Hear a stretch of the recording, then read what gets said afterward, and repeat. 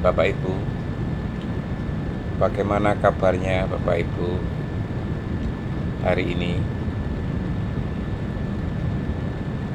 Terakhir, saya pernah melihat di sebuah video TikTok ya, ada seorang EM yang mengkritisi perkataan dari Pastor PM mengenai pacaran kudus ya, Bapak Ibu.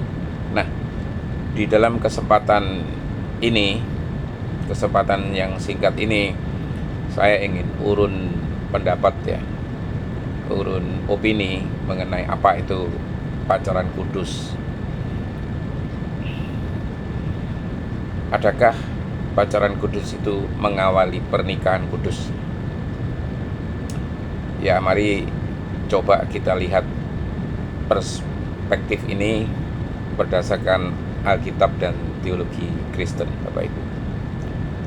Alkitab itu sebenarnya tidak mengenal istilah pacaran ya. Di dalam Alkitab kita tidak menemukan konsep pacaran seperti di zaman modern kita sekarang ini. Yang ada adalah pertunangan atau betrothal, atau langsung masuk ke dalam pernikahan. Contohnya ya, Maria dan Yusuf disebut bertunangan di Matius 1 ayat 18 ya, yang di dalam budaya Yahudi sudah hampir setara dengan pernikahan, hanya belum tinggal serumah ini. Budaya Ibrani kuno, di sana, di budaya ini, orang tua sering mengatur pernikahan dan masa pertunangan sebagai masa persiapan, bukan masa mencoba-coba hubungan. Lalu bagaimana dengan istilah pacaran kudus? Bagaimana dengan pacaran kudus itu? Pacaran kudus suatu prinsip yang bisa diterapkan, Bapak Ibu ya. Walau tidak ada istilahnya di dalam Alkitab, banyak orang Kristen memakai frasa pacaran kudus untuk menunjuk pada hubungan sebelum menikah. Nah, hubungan yang bagaimana ini Bapak Ibu? Tentu saja hubungan yang dipusatkan kepada Kristus ya.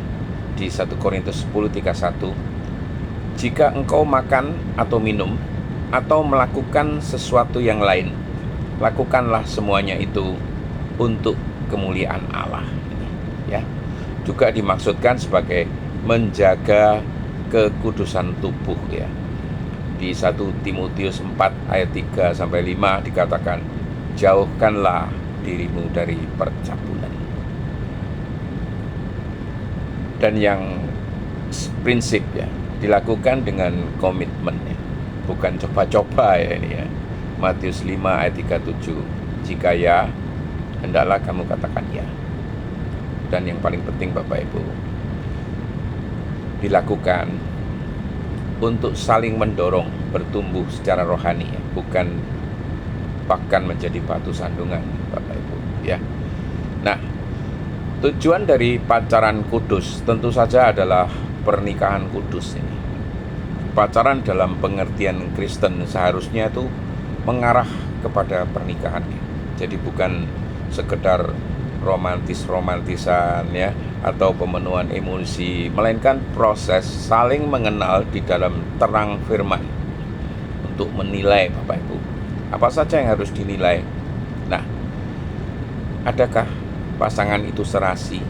2 Korintus 6 ayat 14 mengatakan, janganlah kamu merupakan pasangan yang tidak seimbang dengan orang-orang yang tidak percaya.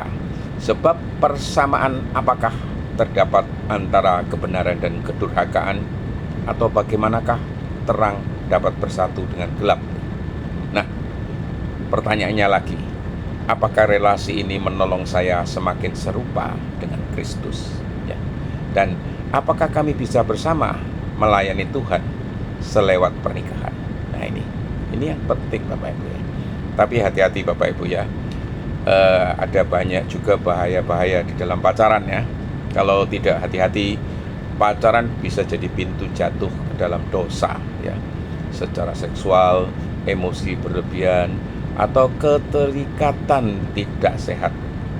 Karena itu batasan perlu jelas Bapak Ibu. Efesus 5 ayat 3.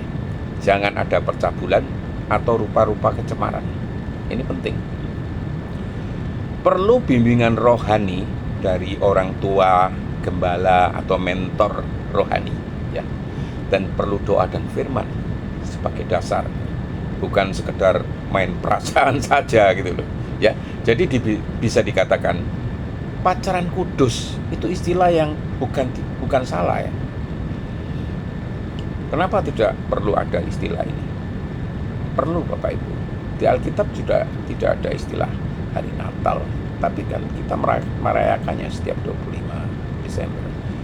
Jadi istilah pacaran kudus bukan hal yang salah ya. Jika perasaan itu dijalani dengan kekudusan ya, fokus kepada Kristus dan diarahkan kepada pernikahan kudus. Ini yang penting. Kalau tidak, lebih baik jangan disebut pacaran kudus ya. Jadi apa pola praktis dari pacaran kudus itu Bapak Ibu? Nah, fondasi rohaninya. Awali hubungan itu dengan doa, minta pimpinan Tuhan ya. Di Amsal 3 ayat 5-6 sudah dijelaskan itu ya. Pastikan seiman Bapak Ibu. 2 Korintus 6 ayat 14 mengatakan sebab iman adalah fondasi rumah tangga. Dan jadikan firman itu sebagai standar, bukan main perasaan lagi ya. Tujuannya harus jelas. Pacaran bukan untuk coba-coba ya, tapi arahnya harus jelas, yaitu pernikahan. Gitu. Oh, saya mau pacaran, mau anu dulu lah, mau menjajaki.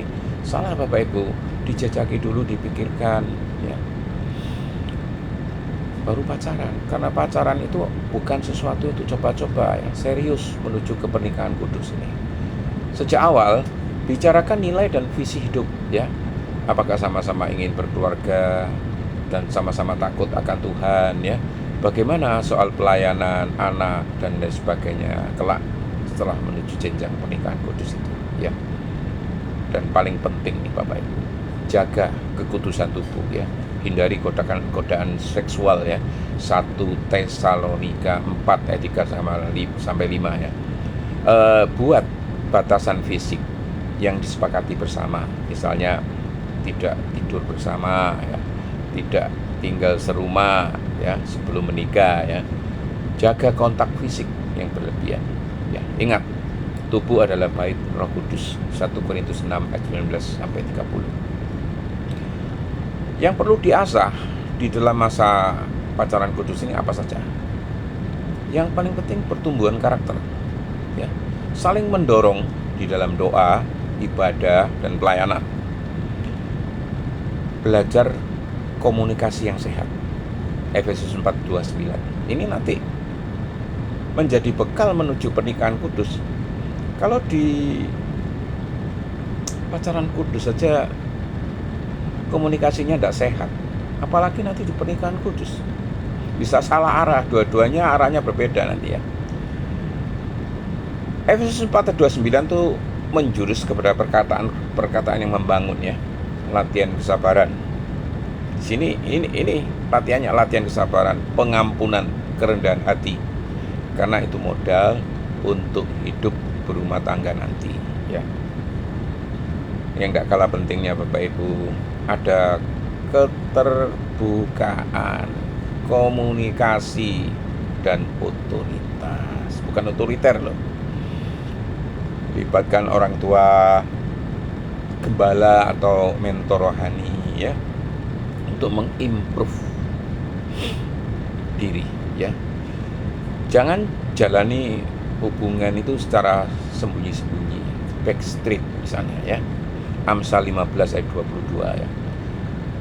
Rancangan gagal kalau tidak ada pertimbangan, tetapi terlaksana kalau penasihat banyak. Yang tidak boleh dilupakan, berdoalah bersama ya. Doakan hubungan setiap kali bertemu ya. Doakan masa depan, rencana pernikahan dan keluarga yang akan dibangun ini ya. Ringkasnya Bapak Ibu, pacaran kudus adalah hubungan yang serasi, seiman, dijaga di dalam kekudusan tubuh, kata, dan pikiran. Dipimpin dengan doa, melibatkan komunitas, dan diarahkan menuju pernikahan kudus. Begitu Bapak Ibu. Sekian, semoga Tuhan memberkati.